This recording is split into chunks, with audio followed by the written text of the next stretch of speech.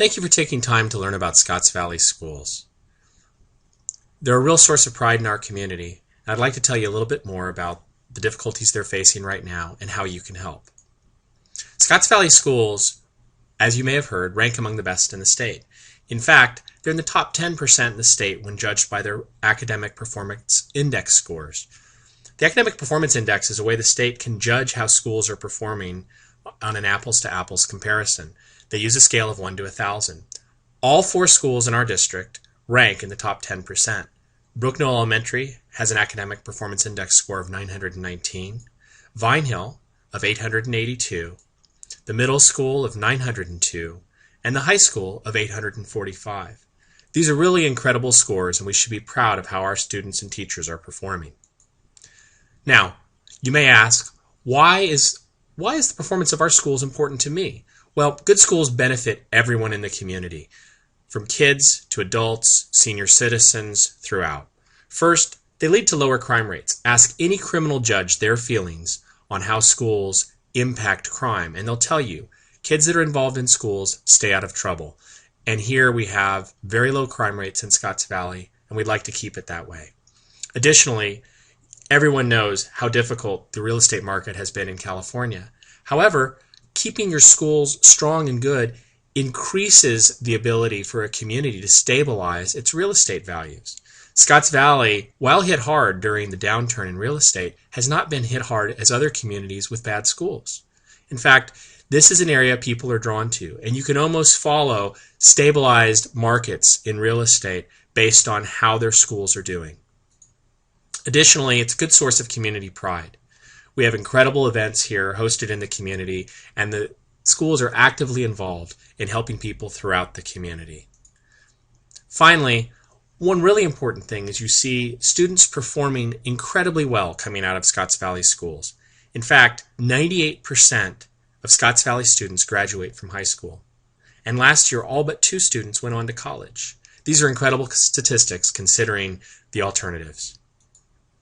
Now, what's the school facing? People want to understand what the issue is and why they need help. Well, they're facing a revenue problem, and it's not something they've created, it's something that's been handed to them by the state.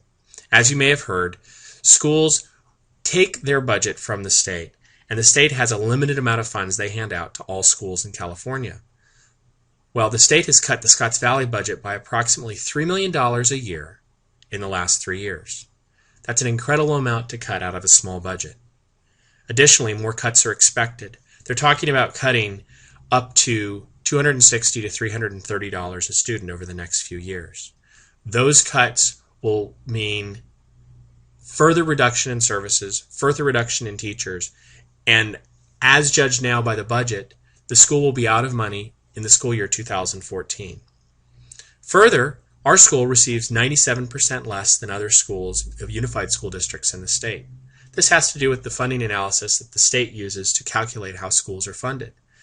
Despite these facts, our school has been performing incredibly well. We'd like to back them as a community.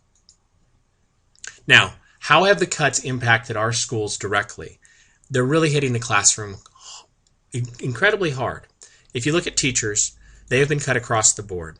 We've lost 28% of our teachers at Vine Hill Elementary School. We've lost 25% of the teachers at Brooknell Elementary.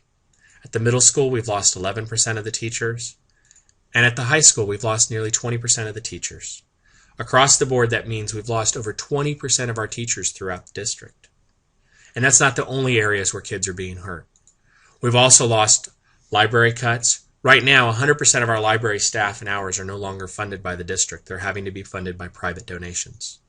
Additionally, aides, counselors, and supervision have been cut as well. We've lost 100% of the counselors at the elementary. We have 1 counselor on staff now, but again, that's funded entirely by private donations. We have 77% of the counselors at the high school and the middle school have been cut. We've lost 25% of the high school supervision. And maintenance cuts have been incredibly hard too. Right now, in a time where we need to be taking care of our buildings, taking care of our campuses, we've had to cut 44% of the maintenance. And this is going to lead to further problems down the line. 22% of our school custodians have had to be let go as well. Up to $1.1 million and potential cuts are coming in the next couple years. And what does that mean for our district? Well, we may have to close the libraries and divert the funds that have been used to support the libraries to other areas. It means we may have to eliminate all counselors. And we may have to eliminate the Middle School Academy program, which if you talk to parents of middle schoolers, it's an incredible program that helps each middle schooler focus on areas where they need help the most and concentrate their curriculum in that direction. It has undoubtedly led to the increase in academic performance index scores. Also, drastic reductions. We don't know what it means yet, but if major reductions are not done, we're looking at potentially having the district be in the red in the year 2014, meaning all reserves will be exhausted and the district will be bankrupt. How can we avert this? More layoffs, a shorter school year, furloughs. All of these options are potentially on the table, and it means drastically impacting the education of our kids. So, what have parents and the community done so far to help offset these problems? One of the things that they can do is fundraise, and they've been fundraising at an incredible clip. You'll see that Scotts Valley parents have raised over $4.5 million in the past 5 years. With the community's help and outreach, they've been able to garner nearly $400 per student per year in donations. This is an incredible amount for such a small district. Additionally, parents donate tens of thousands of hours. They're helpers in the classroom. They run nearly all the district's transportation and their food service. This is an incredible thing that we do here as a community, is we're able to keep these schools going. And we've been able to hide the cuts from our kids. However, with the cuts coming down the road, we're not going to be able to offset them any longer. What are our funding options at this point? Well, since Scotts Valley schools are a public school, they're limited in their sources of funds and what they can do. State budget is their primary source of funds, and those funds have been shrinking. There is no sign yet that those funds are going to stabilize or return. Additionally, donations. The donations have been maxed out. So although the parents and community are raising nearly $1 million a year, we're not expected to be able to do more to offset the coming cuts. A bond. People have also discussed the fact that we could use a bond for the schools. A bond is a sum of money that a community chooses to pay off over a period of years.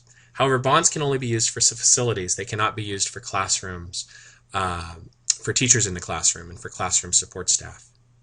Finally, there's the parcel tax option, and that's what we're proposing, that the school put a parcel tax out. And let's talk a little bit about what a parcel tax is. Parcel tax is one of the funding options the school is left with to help offset these cuts. It's a temporary tax. It'll stay 100% local. And that means, although there are over 100 other districts throughout California that have seen the same kind of cuts we have, they've stepped up and helped their school through the use of a parcel tax. They're happening right here in Santa Cruz. Santa Cruz City Schools and Live Oak Schools have measured. Lakeside Elementary has a measure. That helps their schools survive. What are a parcel tax? What does it do, and what are its goals? Well, a parcel tax will help protect our children's math, science, and reading and writing skills by, number one, preventing further increases in class size. It's going to retain experienced teachers. It'll also help us keep our libraries open. And finally, it'll help prepare our students for colleges and careers. Let me tell you more about the parcel tax. Now, a parcel tax, you may hear a lot of people talking, and these are the important things you need to hear, because you can help eliminate some of the rumors about why this might be a bad thing. In fact, the great thing about a parcel tax is every penny from this measure will benefit local schools. It'll be controlled locally, and it cannot be taken away by the state. So no matter what the state does, this will be money our school will be able to use to help protect our children's educations. Additionally, we'll have a citizen oversight committee to ensure the money is spent properly and as promised in the measure. This committee will be composed of members of our community, and they'll be watchdogs to make sure the district spends the money appropriately and as promised, and on the services that we will provide to our students. As proposed, no money of this measure can be used for administration salaries or administration. So all of this money is going to go back to the classroom. It'll go for the programs, helping students with their core curriculum, and keeping teachers in our district. The length of this measure You'll be billed for 3 to 5 years. It will show up on your tax bill, and it will be short term. So we're expecting that the state budget will eventually return. So we're proposing a short-term tax that will just last a few years and help our schools through this difficult time. Additionally, unlike bonds and other measures, senior citizens and people receiving Social Security disability are able to exempt themselves from the cost of the tax. Simply by filing a form with the district, they will be exempt from paying the parcel tax. They also have the ability, once they file for a claim, to be forever exempt. And they are able to, if there's any issue, they're able to follow a very simple appeal process to ensure that they receive their exemption. Finally, the amount of the measure is going to be likely less than $100. The district is currently polling the community to determine the amount of the measure, and it's likely between $75 and $95 a year. And that will be a flat tax, taxed on every parcel that is within the Scotts Valley School District. Now, the important thing is it's going to require 67% to pass. So as a community, we all need to step up and say the schools are important and we need to support them. Because of that, we will need to get everyone to the polls and help with that, help get the word out about this measure. Now, you may be asking yourself, how can I help? How can I get this measure passed? I understand it's important and our schools need our help. Well, there's lots of ways. On our website, you'll find a way to join our mailing list. You'll also be able to register as someone who supports the measure. You can like us on Facebook. You can also help spread the word. Tell your friends and family about our site. Send an email. Tell them about the importance of the measure. Also, volunteer. Walk around. Tell your neighbors. Sign up for a neighborhood walk. We'll be doing them throughout the campaign. And we'll also be doing phone banking to call our friends and neighbors about why this is important. Finally, you can donate to the measure. We'll be taking donations to help the campaign. And you can always make a donation to your local PTA. Thanks again for your help. And please do not hesitate to look on the website and learn more about the measure and learn more about how you can help.